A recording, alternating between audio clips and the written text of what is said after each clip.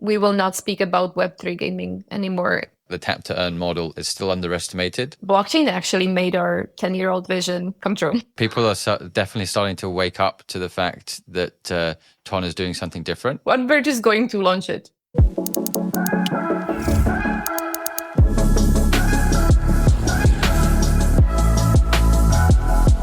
So I'd love to just start us off with just an overview of what GAMEE is. So GAMEE has been kind of come and emerged onto Ton platform all of a sudden, and we're all super excited about it. So could you give us a little background on what GAMEE is?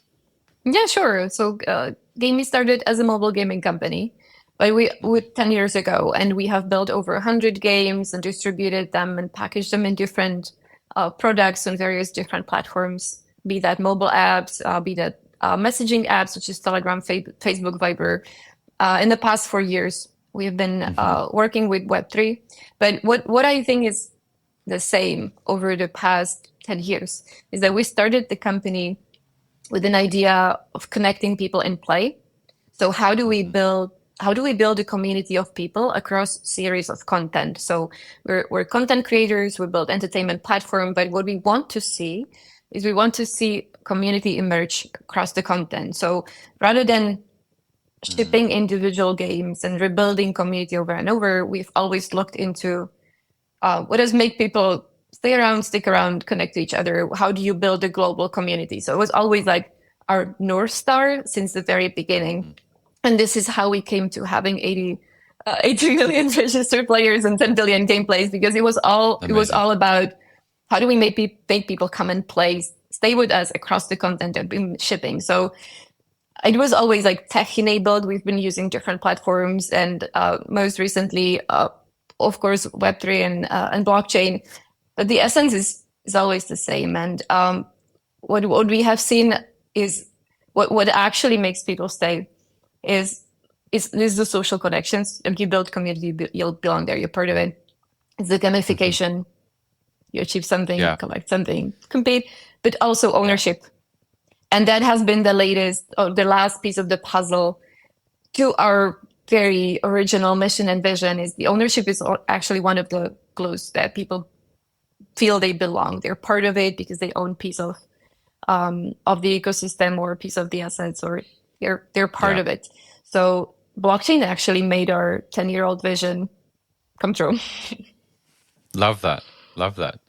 Yeah, the ownership aspect of blockchain is kind of massively overlooked by new entrants, I feel, right? So you don't come into blockchain because you think you're going to own something, but then once you put ownership in the hands of people, which I think we're seeing with games on GAMEE, you're putting the token into the hands of people, and all of a sudden people feel ownership, people feel a sense of community. And it's a feeling. It's not something you think about when you get into it, but it's a feeling that's given to them by the game, where now all of a sudden they're massive evangelists, and they love the fact that they're involved in this. And I think uniquely with Telegram's distribution, what you guys have found is like a place for ownership to grow, and that's super exciting.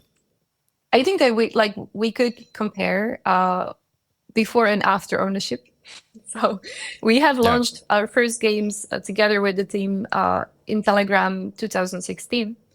So these were like first mini games that we launched on Telegram and were distributed through chats. So people would be playing against their friends or like against other people they are connected to on Telegram.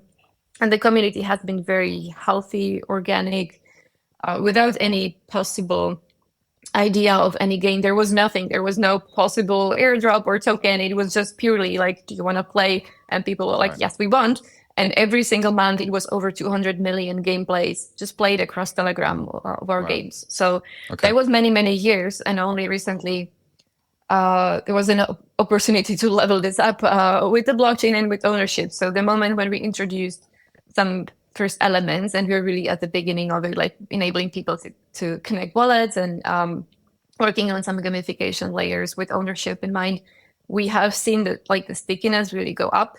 So it's built on top of the gaming behavior, but it adds the flavor of ownership. And suddenly we have seen our numbers really change in the stickiness and how people engage, invite others, etc.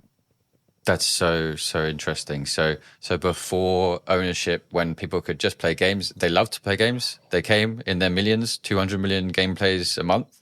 And then after you introduced some blockchain Went integration up. and some ownership, now we've got a massive step change in Yeah. amount of people playing the games, but also sticking around afterwards. Yeah.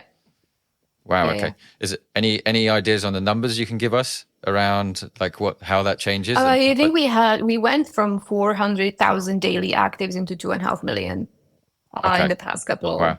months. So Wow. it Okay. it's like it's very strong, but it's not only the absolute number; it's the levels of engagement, how much they play, what's the retention. It really matters in gaming. Yeah. It's not about a spike you can make. It's the retention. Like, can you make people come back and do they enjoy the content? Exactly. Exactly.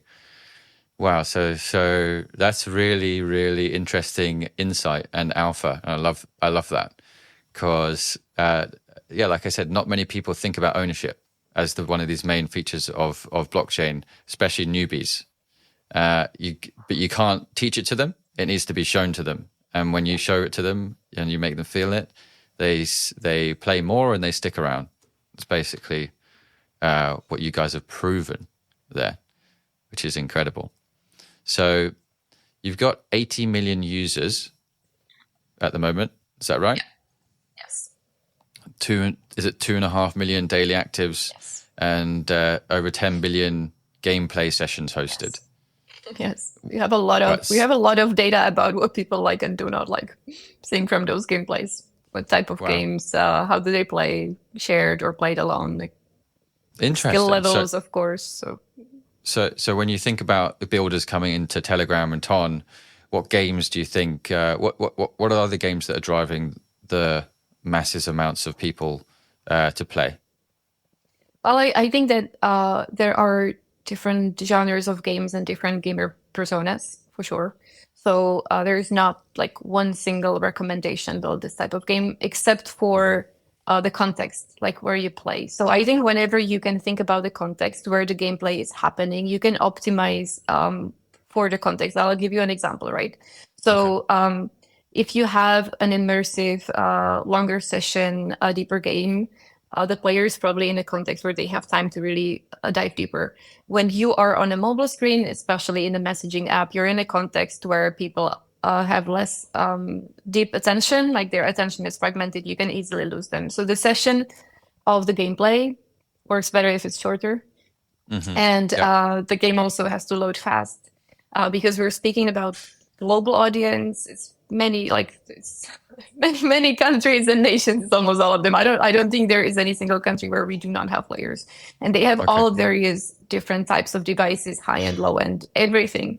So if the gameplay and the game loads fast and this session is short, it's the closest to the nature how people behave on a messaging app. Of course, you can do a bigger game, a more immersive experience, but then you're more after the length of engagement rather than the volume of players. This just would be a different KPI. I see.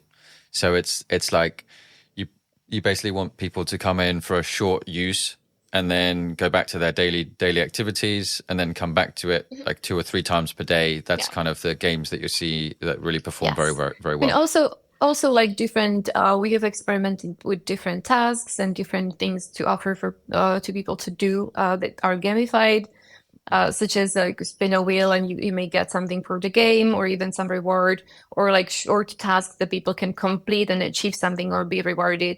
So that works really well. So it actually goes beyond the gameplay itself.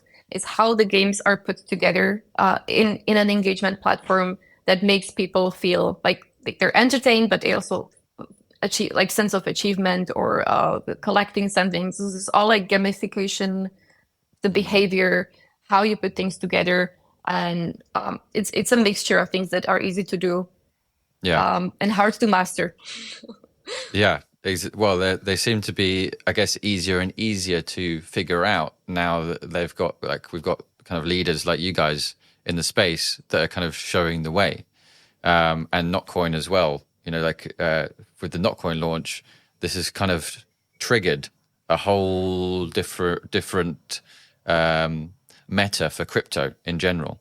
And I can give you my viewpoint on this is like the Notcoin effect, as it were, has really shown that people are willing to spend a lot of time doing simple actions to collect rewards and have that sense of ownership, which sounds like simple thing and obvious, but it's different to the kind of airdrops we have in the space now, where you have to go on and you have to already immediately, just to get started, learn all the on-chain interactions. You need to learn how to use an on-chain wallet. You need to fund that wallet from an exchange. You need all of these things just to get started with participating in an airdrop. It's a very difficult start, yeah. It's extremely difficult, and the delusion of crypto is that everyone's going to figure that out. Everyone. Yeah, mass adoption is going to happen, guys. But you need to have a Binance account. Then you need to have a Web3 wallet. Then you need to transfer money across the world to this Web3 wallet. Then you need to connect it to something. Then you need to start qualifying for an airdrop. That's crazy, right?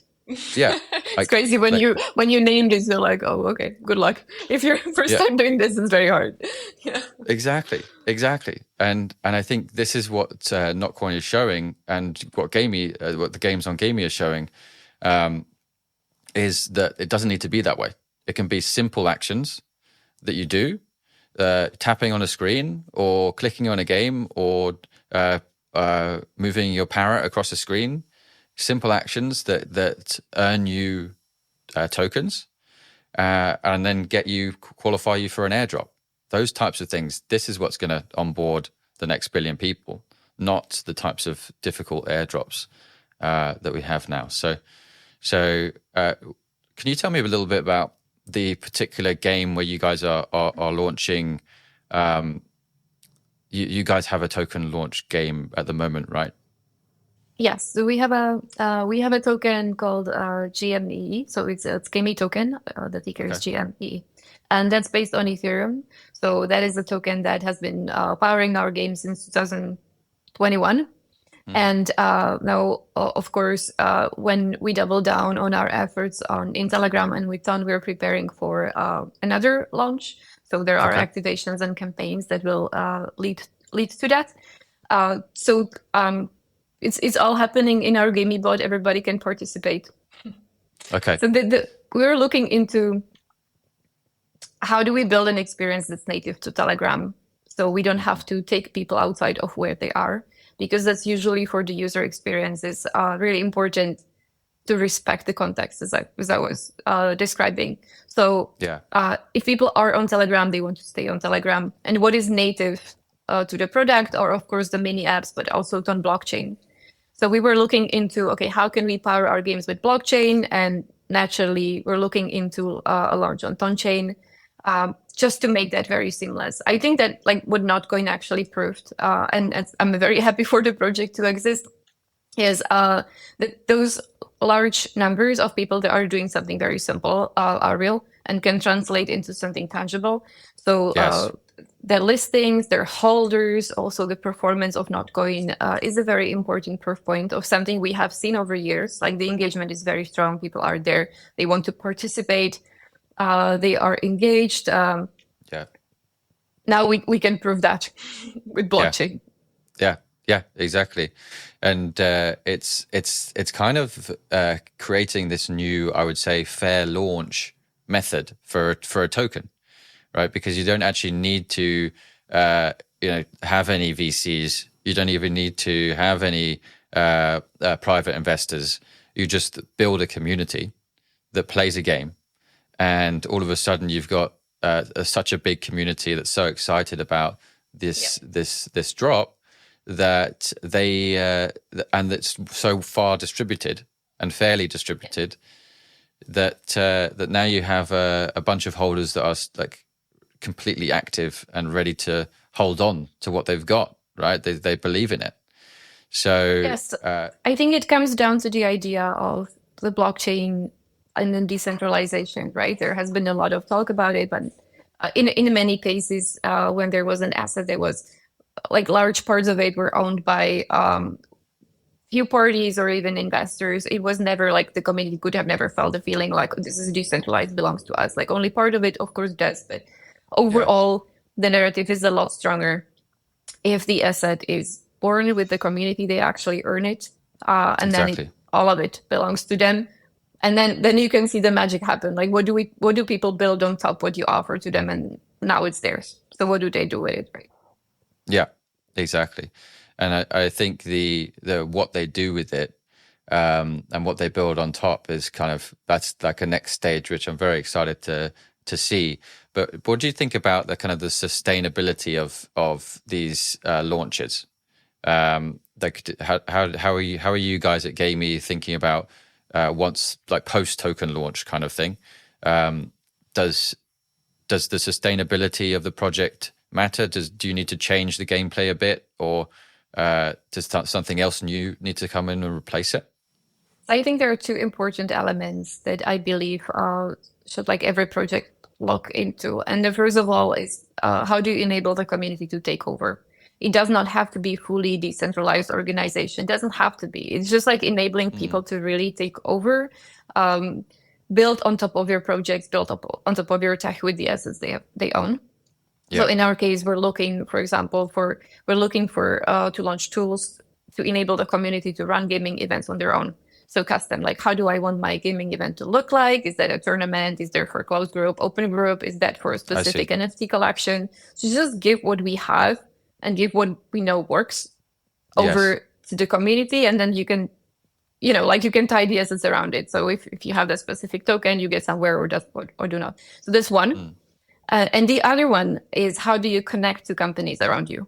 Because that's a difference building in Web 2 compared to Web 3.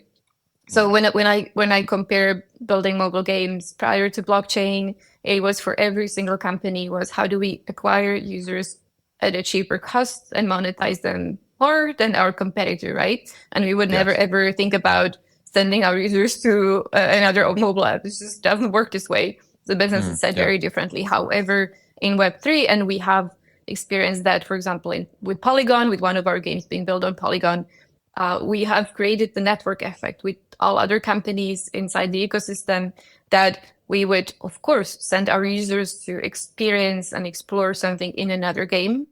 And then we would invite people from other game over to us and offer them something. So this is what you want to see, to actually people flow from one game to another. It doesn't have to be a complicated interoperability. It can just be an invitation and a reward.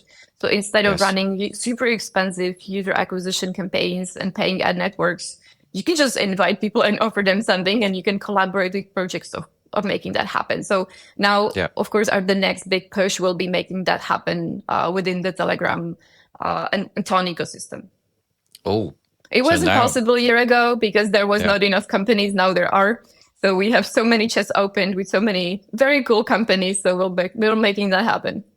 Yeah, that's awesome, and the whole network of Animoca is it's so exciting to see all of the games and apps starting to look at Ton as a legit play for them, and you touched on kind of a little something there, which is pretty cool around how you're going to integrate into the Ton ecosystem. And what kind of partners are you going to have? So what are you looking for in a partner? And maybe you can give some idea of who is going to be partnering up with GAMEE. Well, Coming soon. You have to follow our Telegram channel to know the first. I'm there. So I'm there.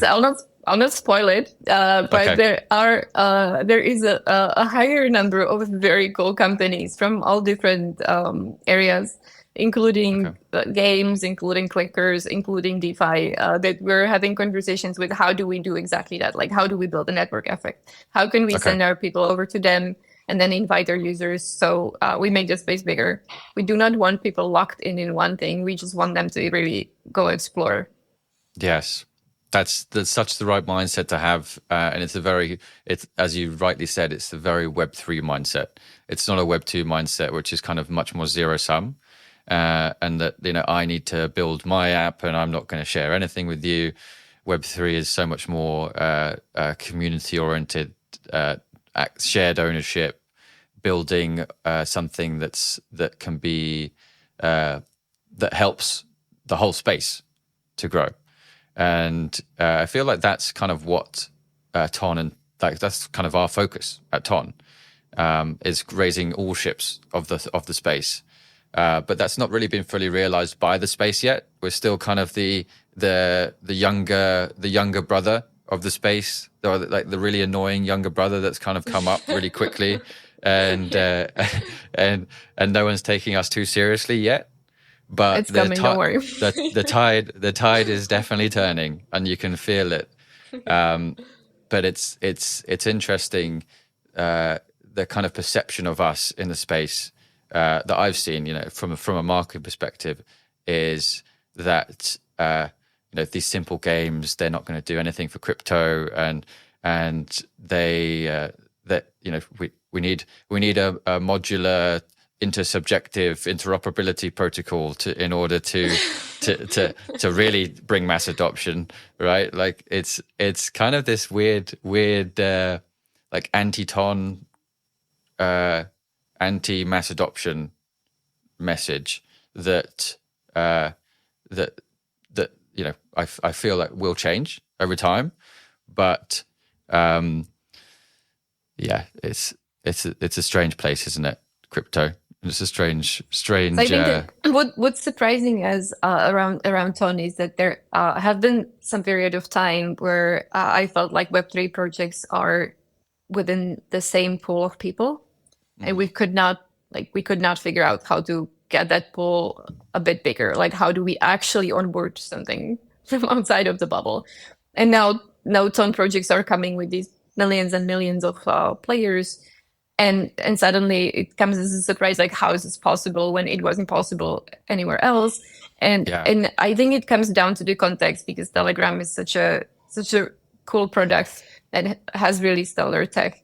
And when the blockchain tools come on top of it, you already have you have the product, you have people, you have the tools, and then when you start adding content, this is when magic happens, because people really do not come for tech. It's been proven so many times they come for content. Yes. Yeah, exactly. Yeah, that's very well put. That's better than I put it. That's exactly what's happening here. Is they are not getting onboarded because they're so surprised that this could happen. Like you can't have hundreds of millions of users in Web3, but all of a sudden we do on Ton and Telegram. So, what to you are kind of the main features and benefits for being on Ton? From like a user perspective, but also like from your guys' perspective as builders? I'm not an engineer, so we will not get as many engineering tips from me. But okay. what I see is that I think it's important that from the user point of view, like, people have, like, they use Telegram for their lives, right? So in this essence of the super app, you're adding an additional way for them to engage with their friends, or like, spend time entertaining themselves. It's within something they already do. So it's an add-on. You're not taking them to something completely unknown waters. So they know the product, they're within the app, and this is something on top. So the way how the mini apps seamlessly connect to the messaging, I think, is very important. And that's like every single mini app on Telegram is looking for ways how to make that as seamless as possible. So the user is not really bothered, doesn't have to leave and come back or download. It's in this way, tech is an enabler and just makes the conversion funnel a lot better. So you don't lose people on the way. So the simplicity of that, I think, is the magic sauce here, really. And then second one is the social is the social network, in a way, as you already have your contacts or your groups and channels. So just adding a content to existing social network or social group. If that's fun, you'll do it. Yeah, and that helps the virality of the apps, and user acquisition then becomes easy because people want to share. Yeah, exactly that. It's the integration with the wallet native in Telegram So you can just connect to Wallet. You never need to leave. You never need to download another app. It's Telegram mini apps that just pop out instantly just from clicking a link inside of the Telegram application or a channel or wherever in Telegram. And then it's the distribution and the social mechanics and the viral mechanics of like, okay, well, if now I really like this game and it's really cool, I'm going to share it with my friends. And you know what? I can do that in Telegram too. I can just go and share and click all of my contacts and ping it to everyone simultaneously. It makes it so much easier to do to make a viral game and to find millions of users. Do you think that that kind of model could apply like beyond gaming, or is this just for gaming? Well, like we have seen it in other verticals, right? So it's gaming, but it's also entertainment. It comes down to like now the DeFi apps use the same mechanism, and essentially like the user experience is not very different from one to another, if that's gaming or entertainment, lifestyle, like or finance or something. So just Yeah. it's using kind of the same features, and I think it applies as well. So in like as in gamification, right? Gamification is not the domain of games only. So the gamification principles, they work everywhere in Yeah. finance, in education, in like you name it, right? Yeah. Now grocery stores use gamification and points as well because it simply works. Yeah. We humans like that. Exactly. And when you there's a project, I don't know if you know it, called Bloom. Have you heard of these guys? Yeah, so Bloom is pretty much like the first guys that I've seen that are actually taking the gamification launch of the token approach, but then they also have like a strong product roadmap to do something with more utility than in the game after the gaming period has begun. Do you think that more projects will kind of see that as a model to replicate? So we always see almost like fashion in terms of like what is currently a good strategy to take. So there has been an era where play to earn was the fashion, like the thing to do. Now we have shifted more into maybe saying point five as like way to get attention and to launch products and introduce. I think it will get eventually a different name, but some of the principles that tap down into psychology and behavior of humans, they will be the same. It will be just packaged in a different way. So it does come in fashion and trend cycles for sure. So cool. Then it's more like somebody makes that really well, then many other people do that as well, and then the trend changes into something new. Right, and it dilutes the value of it. Right, if too many people do it, it dilutes the value a bit, and then that people need to innovate to find another model that's a little bit better. Yep. Yeah, so I think that's fine. That's fair. That's how innovation and cycles go, right? It's yeah, that's how it is. There's always somebody going first, and then somebody going too early, and then somebody being the biggest, and then everybody copies, and then we move on. But it doesn't matter really like what's the name of the trend wave. It comes down to the data, right? So is the product solid and stays after the wave. So we've seen that with play to earn, right? So there was a massive wave. It was a top of line. Everybody was picking and copying the model. But like Axie is still around. So play to earn is maybe not used as a hot topic, but like Axie, because the product's solid, are still around and building and figuring out, iterating. So it's about like okay, there is a trend wave and you can ride it, but is that solid underneath the trend that decides whether the company is going to be around after the trend wave for another one? I see. And do you think we're still in the place where we're still figuring out whether or not it's solid, or do you think we're already past that and this is a solid model that will continue? I think we will have many more models to come because it's just a natural cause of like innovation, disruption. So even if we settled, okay, this is it, and we thought like this is the best model ever, somebody has to come and disrupt it. I think it's a good thing. It's good that we evolve and we figure out and improve. Yeah. So it's fine not to be 100% figured. That's how the whole tech industry moves forward, right? Yeah. Yeah, but there's periods where, something substantial comes along, and that substantiality kind of has some sticking power. And Right.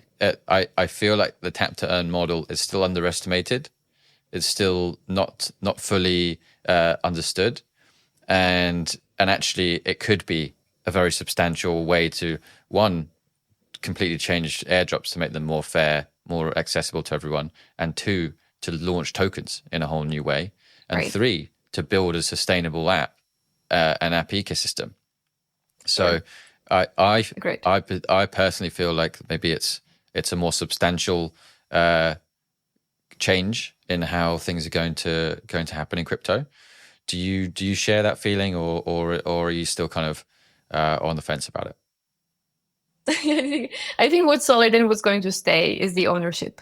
Because this is Mm, absolutely, there is no question, nobody doubts that when we spend more time, more money, build more relationships in digital space, the missing part is really property rights. So right. nobody questions that part, that ownership and having digital identity, having control over what I own, and who am I in the online space. That's like an absolute must, and that's currently missing, not in Web3, it's just missing in our digital lives. So Mm, that is absolute yes. How we actually introduce that to everybody, and how the projects will package that in different ways so everybody understands what is going to be the name of it. If you introduce that through play to earn to own, or play to own, play and own, or point five, it does not, like, for me, that the labels are the fashion, but the solid, the substance is that mhm. we're trying to introduce I that see. this matters. I see. I see. So you don't really care how, or you not that you don't care, but it's the ownership and the property rights, and establishing Yes. the fact that Yes, that's the essence. you can give that to the community, and tap to earn is just another way to give that to the community, much more accessible, easy way to do it. Yeah. Okay, nice. So when you guys have kind of partnered with already like lots of communities, um, why did you lots of different blockchains and things like that? Why did you really decide that Ton and Telegram was a good place to build a mini app? So we have just seen the data, to be very to be very honest. Yeah, Yeah, we have seen the data. We had, as I said, 2016 was the yeah, first time that we launched games inside Telegram, and for many years the community was growing organically. There wasn't even much of product development. We did not really do much for the community to stick around and stay, but they did. And yeah. then when we were looking into, okay, what is the next chapter for the company, which direction we go, we again took a look at the data. We're like, this is amazing. It's been so many years. It's zero marketing spent. It's people play that because they want to. They're around. They're so engaged. The data is so cool. Hmm. How can we elevate that? And it was the moment where, when Ton blockchain was around and had some tools, this was not the case in 2016, 17, right? So it was I very see. very different. So it went. I see. Timing is everything. Timing Yeah, is everything. And it was the absolutely. Yeah. moment when the company was thinking about, okay, well, what is the next chapter? What is the growth? What is the growth story? Which direction we Hmm. go? Looking at the data, and the data being very strong, organic, and at the same time on blockchain saying, hey, we're ready. Okay. And what were those features where you looked at Tom blockchain like in 2016, or it wasn't even around then, but what were those features which appeared that you were like, okay, now is the time?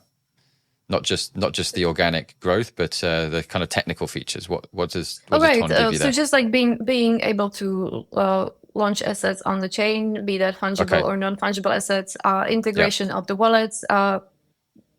There are Okay. wallets inside Those. Telegram, but also non-custodial wallets, custodial wallets, like all sorts of different tools for people to build around, as well as DeFi ecosystem popping up around.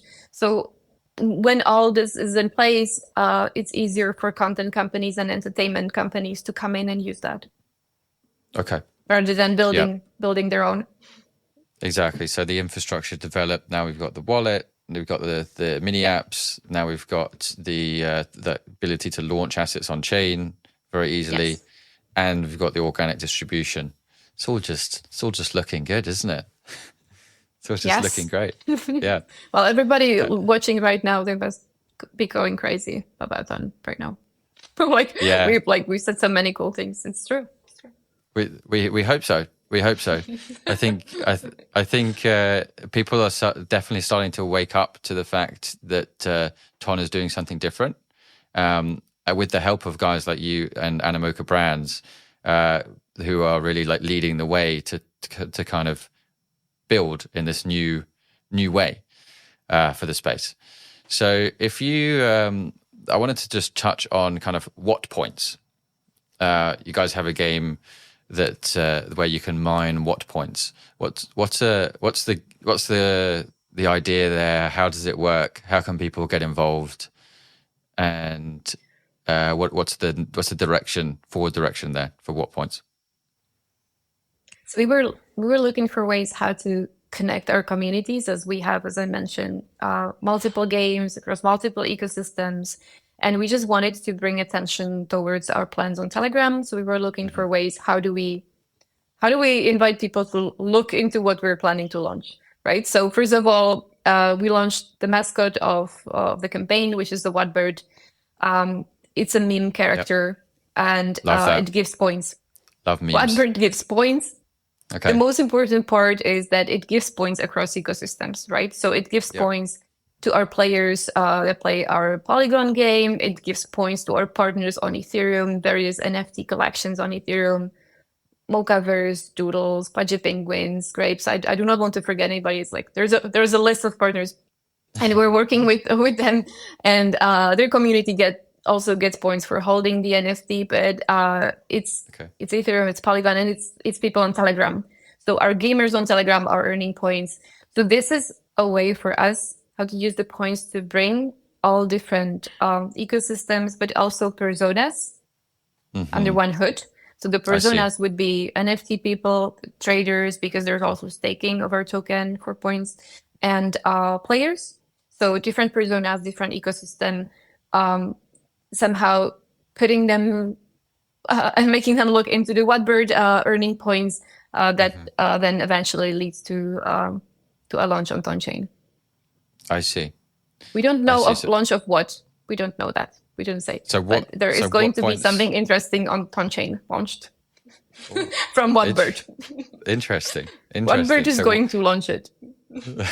okay. So what points won't necessarily turn into a what token, but there may We be. will see. We'll have to ask the Wattbird. Okay. Okay. You'll have to give him. I'll have to have him on the podcast next time. Okay. Yeah. Okay.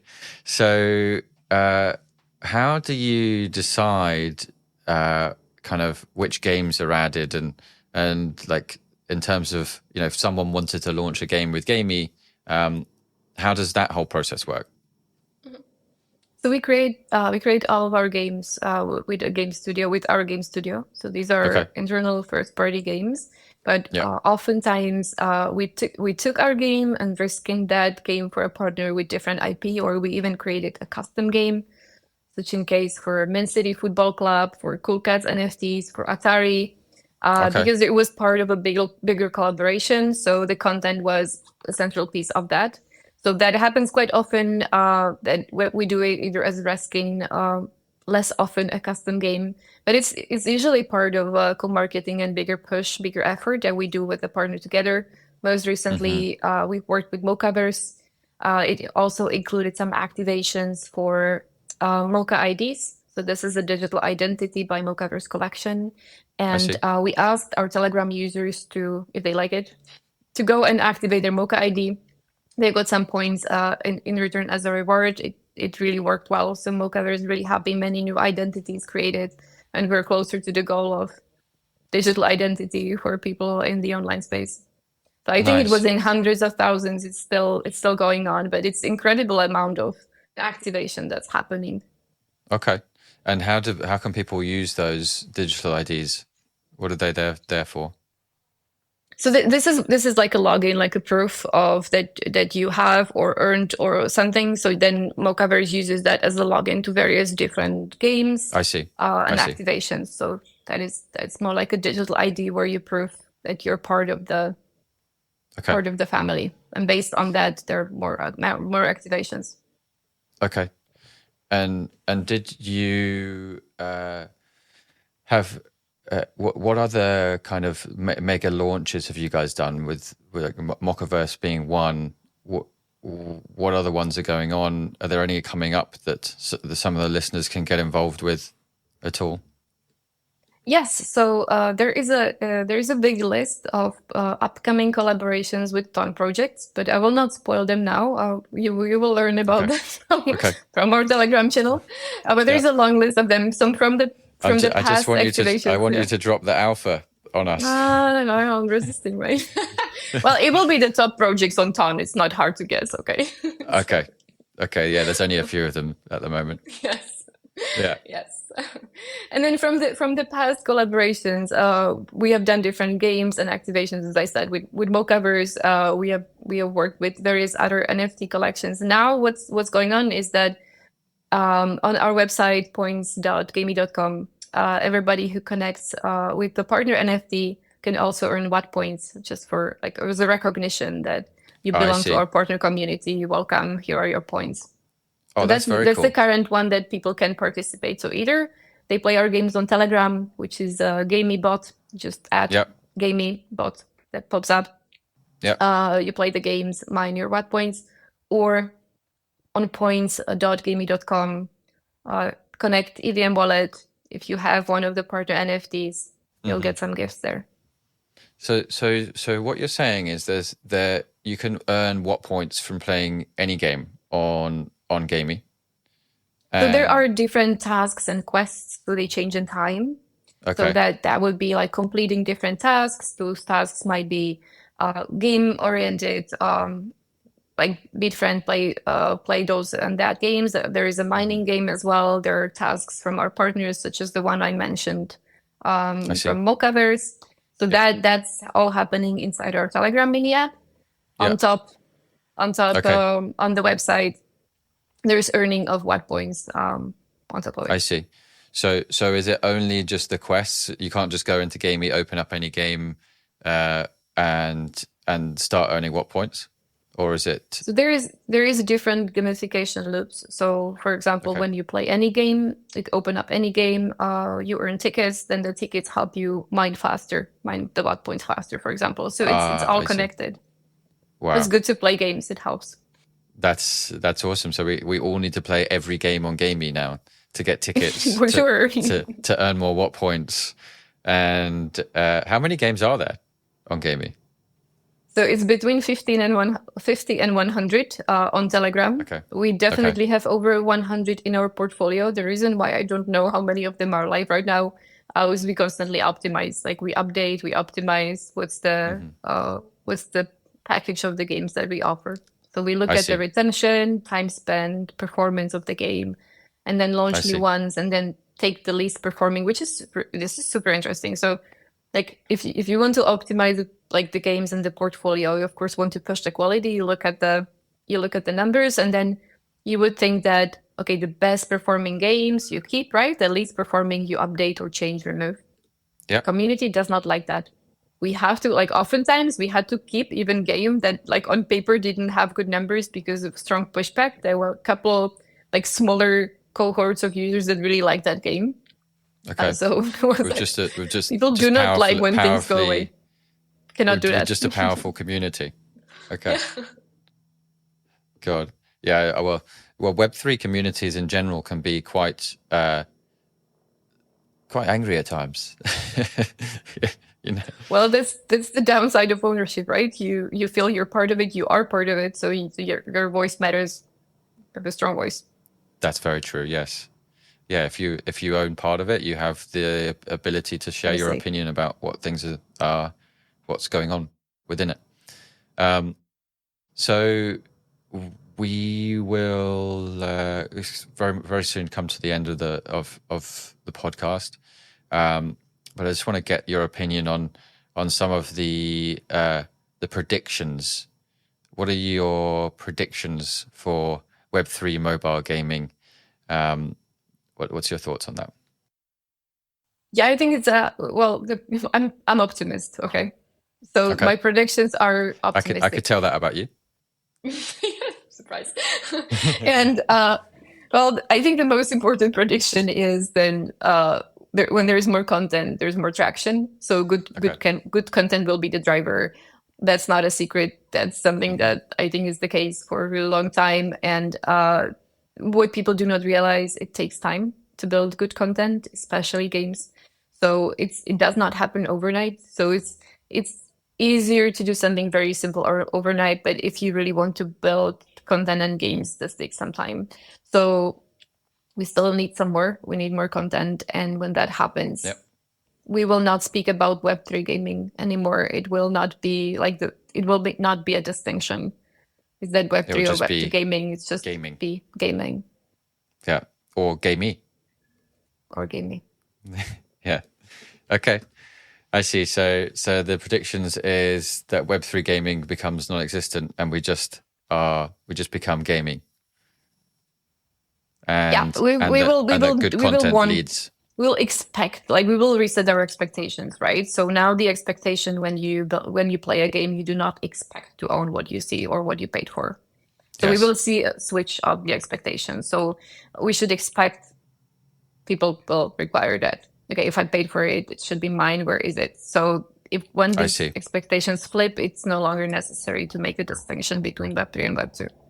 Yes. Yeah, and that reminds me of the kind of push for creator revenue sharing, right? Like creator revenue sharing was kind of a new thing introduced by YouTube, and then slowly, bit by bit, every single platform, social media platform, has adopted it. You know, apart from probably Meta at this point, there's probably the only one that doesn't share any revenue with creators. And I feel like that's another kind of macro trend here that probably will continue with creators and people content producing on social media channels, expecting the revenue to be shared back. We have one on Telegram.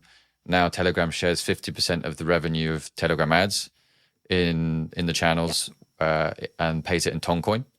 And you can only buy Telegram ads in Toncoin as well.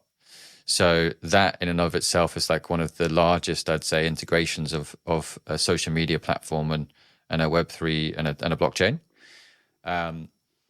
What do you think about Telegram's kind of Ton's push towards Telegram becoming this Web3 super app? Do you think it's necessary? Do you think we are on the right path?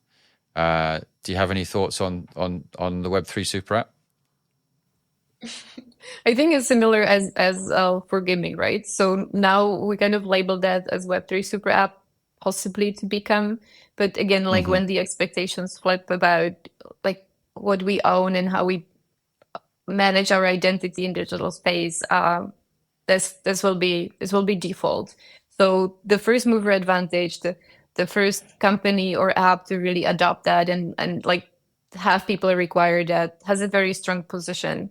So that's, for me, that's a definitely good strategy to adopt. Telegram seems to be on a good path. What I'm hearing there is Telegram market leaders. Telegram market leaders. Go for it. Okay, well, it's been absolutely amazing having you on, Bozena. You've been a brilliant guest and so knowledgeable, and I really. The one thing I take away from this podcast is your pursuit of putting ownership in the hands of your users at GAMEE. I think it's a really it's a beautiful thing. It's a powerful thing.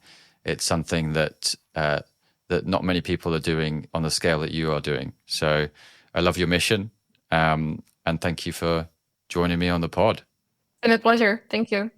No worries.